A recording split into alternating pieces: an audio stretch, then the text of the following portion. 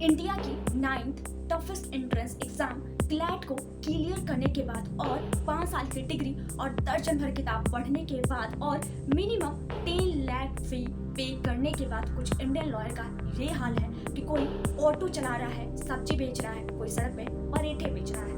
ये कोई इक्का दुक्का केस नहीं है। अगर आप नॉर्मल गूगल पे सर्च करते हैं तो आपको ऐसे कई अनफॉर्चुनेट केस देखने को हजारों मिल जाएंगे। और अगर बात करें फर्स्ट जनरेशन लॉयर की, तो आखिर क्यों एक फर्स्ट जनरेशन लॉयर के लिए law as a profession choose करना इतना मुश्किल और चैलेंजिंग होता है? तो सबसे बड़ा और पहला रीजन है कि फर्स्ट जनरेशन लॉयर के पास अपनी ना तो कोई लीगल फॉर्म होती है और ना ही कोई अपना लीगल इंडस्ट्री, और ना ही उसके पास गाइडेंस होता है। वे बिना गाइडेंस और सपोर्ट ऑफ फैमिली के इस प्रोफेशन में आते हैं। इस प्रोफेशन में इंटर करते ही उन्हें एक large number of fierce competition का सामना करना पड़ता है, और स्पेशली अगर छोटे शहरों की बात की जाए तो ये प्रोफेशन और भी ओवरक्राउडेड है। सैलरी की बात की जाए तो इस प्रोफेशन में एक न्यू लॉयर्स की इनिशियल फी बहुत लो होती है, और स्टार्टिंग के महीनों में तो कुछ लॉयर को एक सैलरी तक नहीं मिलती। उनके लिए बहुत डिफिकल्ट होता है फाइनेंशियली सस्टेन होना। इवन मेनी लॉयर्स ऐसे भी हैं जिनके पास लैक ऑफ स्पेशलाइजेशन होने की वजह से उनको अपने क्लाइंट को अट्रैक्ट करना थोड़ा मुश्किल हो जाता है।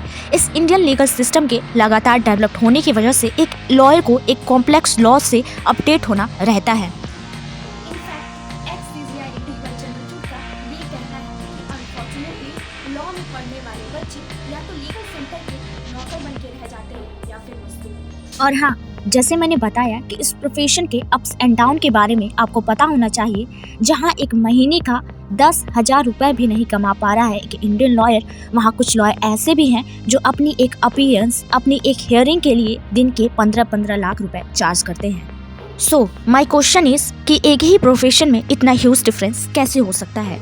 फर्स्ट जनरेशन लॉयर को नेटवर्किंग की जटिलताओं से निपटने, कानूनी विचारों को समझने, अलिखित रीति रिवाजों को समझने और मार्गदर्शन पाने के लिए बहुत कुछ सीखना पड़ता है। पहली पीढ़ी के वकील बनने की उम्मीद रखने वाले किसी भी व्यक्ति के लिए अध्ययन करने और अनुभव प्राप्त करने की क्षमता बहुत महत्वपूर्ण होती है। मौजूदा कनेक्शन के लाभ के बिना ये चुनौतियाँ अधिक कठिन लगती हैं। एक सफल कानूनी फॉर्म बनाने के लिए दृढ़ प्रतिबद्धता, ज्ञान की कभी न खत्म होने वाली खोज और ठोस पेशेवर संबंध बनाने की हिम्मत की आवश्यकता होती है। पहली पीढ़ी के वकील को कई कठिनाइयों का सामना करना पड़ सकता है, जैसे कि financial constraints, lack of networking opportunity, securing quality mentorship, understanding unwritten norms and legal advocates. अब कैसे इन चैलेंजेस से हम काबू पा सकते हैं? तो हमें सक्रिय रूप से मार्गदर्शन प्राप्त करना होगा, मजबूती कानूनी कौशल को विकसित करना होगा और रणनीतिक रूप से नेटवर्क बनाना पड़ेगा।